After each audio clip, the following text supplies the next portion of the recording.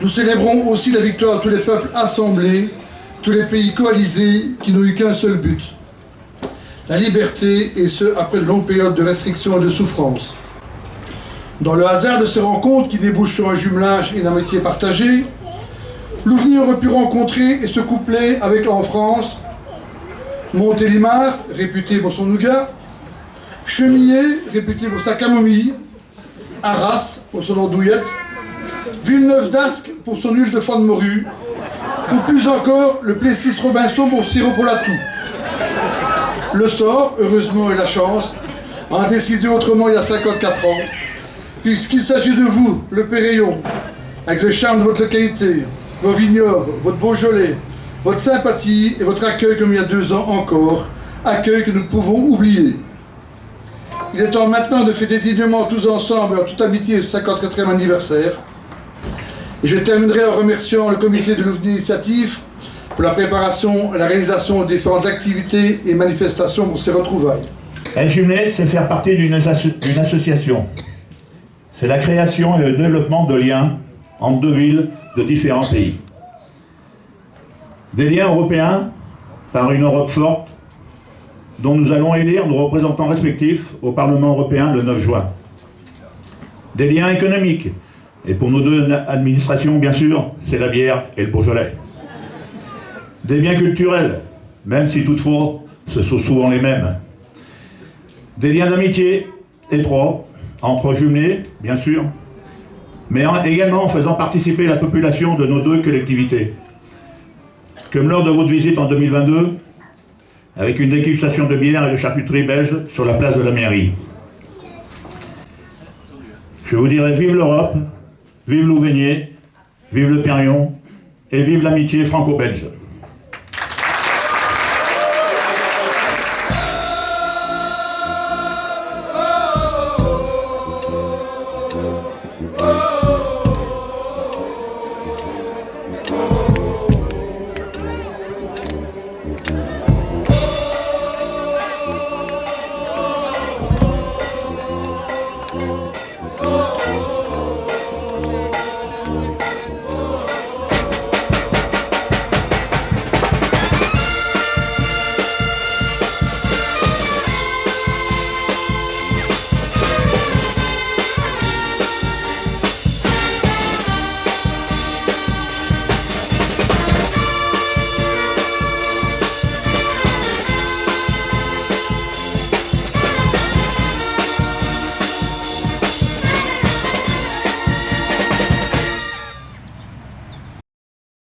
Extrêmement important d'extraction. Après la dernière guerre mondiale, si ce bâtiment est classé, nous devons à un Hollandais, Mathieu Van Roggen, qui a été un grand chef carrier ici et dont la politique était triple.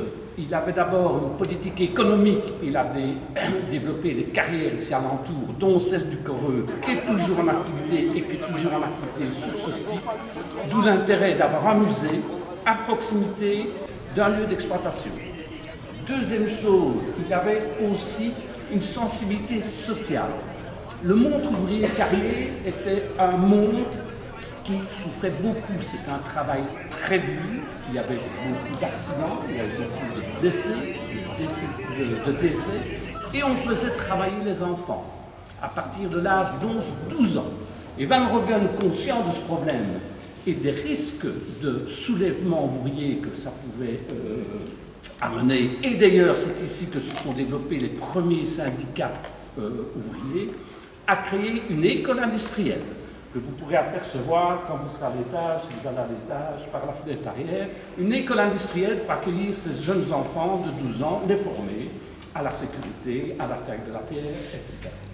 Et puis il avait aussi des ambitions politiques, puisqu'il voulait être chef de son village, donc le maire de l'époque, et il a construit le château Van Roggen, qui est toujours notre maison communale.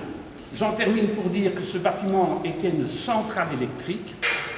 Pourquoi une centrale électrique? Apparition de l'électricité au début du XXe siècle, qui est nécessaire pour faire tourner les nouvelles turbines, les nouvelles machines d'extraction, et donc il pense à l'électricité. Pour ce faire, il installe cette centrale électrique qui fonctionne à la vapeur, cette vapeur produisant avec des turbines, mais tout ça vous sera très bien expliqué, avec des photos à l'appui, produisant de l'électricité, ce qui fait, on va terminer par là, monsieur le maire, que Sprimont a été le premier village éclairé à l'électricité. Pourquoi? Il y avait déjà une surproduction, on avait déjà créé des communautés d'énergie, et Van Roggen revendait aux habitants sprimontois une part de son électricité, et ça m'a fonctionné comment? Parce qu'on a retrouvé des anciens tarifs, vous pouviez acheter une ampoule, ou 2 ampoules, ou 3 ampoules, en fonction des pièces que vous vouliez éclairer.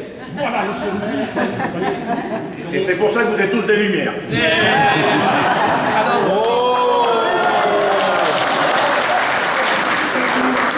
Alors, j'en termine parce qu'on a déjà un peu de retard et notre chauffeur bus m'a déjà engueulé 3 fois. J'en termine pour céder la parole à Jacques qui va vous expliquer l'organisation de la journée, les 3 équipes. Oui. Voilà. Après, pour Parasite Jean-François, il est juste voilà, je t'aimais beaucoup. Voilà, ben c'est ça, de toute façon. Regarde ce que à mon avis, les dernières minutes de notre... C'est ça, tu disais... Oh là là.